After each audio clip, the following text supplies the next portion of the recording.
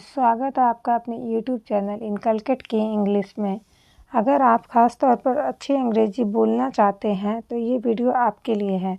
अगर आपको इंग्लिश में कुछ भी समझ नहीं आता तो मैं आपसे वादा करती हूँ मैं आपको अंग्रेज़ी बोलना और समझना सिखाऊंगी।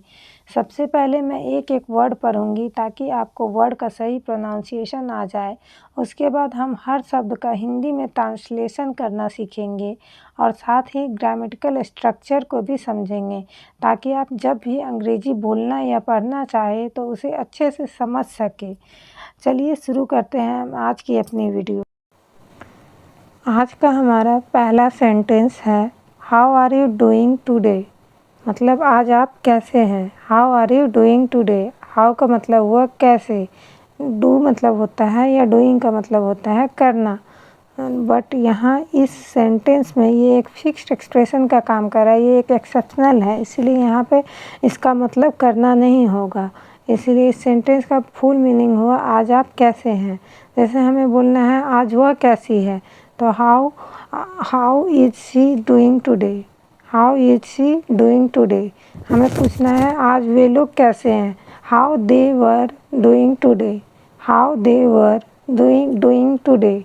हम इस तरह से बोलेंगे। दूसरा सेंटेंस है I am feeling a bit tired. I am feeling a bit tired. मैं थोड़ा थका हुआ महसूस कर रहा हूँ। आई एम फीलिंग, जब भी वर्ब का आईएनजी फॉर्म हो तो ये काम कंटिन्यूटी में हो रहा है। मतलब आई का मतलब हो गया मैं, फीलिंग मतलब महसूस करना, महसूस कर रहा हूँ क्योंकि आईएनजी लगा है। अ बिट टायर्ड, टायर्ड का मतलब हो गया थका हुआ, थोड़ा। अ बिट मतलब थोड़ा, तो इस सेंटेंस का मीनिंग हुआ I am feeling a bit tired. जैसे हमें बोलना है वह आज थका हुआ महसूस कर रहा है, तो हम बोलेंगे he is feeling a bit tired. He is feeling a bit tired. तीसरा सेंटेंस है I will call you back in 5 minutes. I will call you back in 5 minutes. मैं आपको 5 मिनट में वापस कॉल करूँगा। आई विल मतलब I will का short form I लिखते हैं। आई कॉल मतलब कॉल करना, यू मतलब आपको, बैक मतलब वापस, इन 5 मिनट्स मतलब 5 मिनट में मैं आपको वापस कॉल करूँगा। विल जब भी आएगा तो हम फ्यूचर की बात कर रहे हैं, इसीलिए करूँगा करूँगी होगा। जैसे बिलो वह अब मुझे 5 मिनट बाद कॉल करेगी, मतलब she will call me after 5 minutes. Don't worry everything will be fine. Don't do not का शॉर्ट फॉर्म है। वरी जब भी डू नॉट से सेंटेंस स्टार्ट है तो डोंट वरी। वरी का मतलब चिंता करना, तो चिंता मत करो, नेगेटिव हो रहा है। डू नॉट मतलब चिंता मत करो। एवरीथिंग मतलब सब कुछ ठीक हो जाएगा, मतलब फ्यूचर में ठीक हो जाएगा। विल भी लिखा है मतलब फाइन मतलब ठीक होना, तो एवरीथिंग मतलब सब कुछ ठीक हो जाएगा। इसलिए इस सेंटेंस का मतलब हुआ चिंता मत करो, सब कुछ ठीक हो जाएगा, फ्यूचर में ठीक हो जाएगा। क्योंकि विल आया है इसलिए फ्यूचर का सेंटेंस है। Could you please help me with this. क्या आप कृपया मेरी इसमें मदद कर सकते हैं। Could you please help me with this. Could say sentence start हुआ है, इसलिए यहाँ पे कुड का मतलब क्या होगा। यू मतलब आप, प्लीज़ मतलब कृपया, हेल्प मतलब मदद करना, मी मतलब मुझे, मेरा, मेरी या मुझे, विद मतलब साथ, विद दिस मतलब इसके साथ कर सकते हैं। इस सेंटेंस का मतलब हुआ क्या आप कृपया मेरी इसमें मदद कर सकते हैं। जैसे किसी काम के लिए मैं पूछ रहा हूँ किसी से कि क्या आप कृपया मेरी इसमें मदद कर सकते हैं, तो हम ऐसे ही बोलेंगे I am getting late for work. I am getting late for work.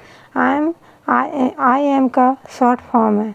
Getting late मतलब काम कंटिन्यूटी में है, मुझे काम के लिए देर हो रही है। फॉर वर्क मतलब वर्क का मतलब होता है काम, लेट मतलब लेट, देर हो रही है, तो इसका सेंटेंस का मतलब हुआ मुझे काम के लिए देर हो रही है।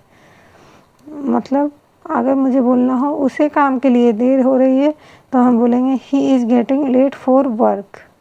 अगर वह लड़का है तब, हम ही यूज़ करेंगे। अगर वह लड़की है तो हम सी यूज़ करेंगे। She is getting late for work.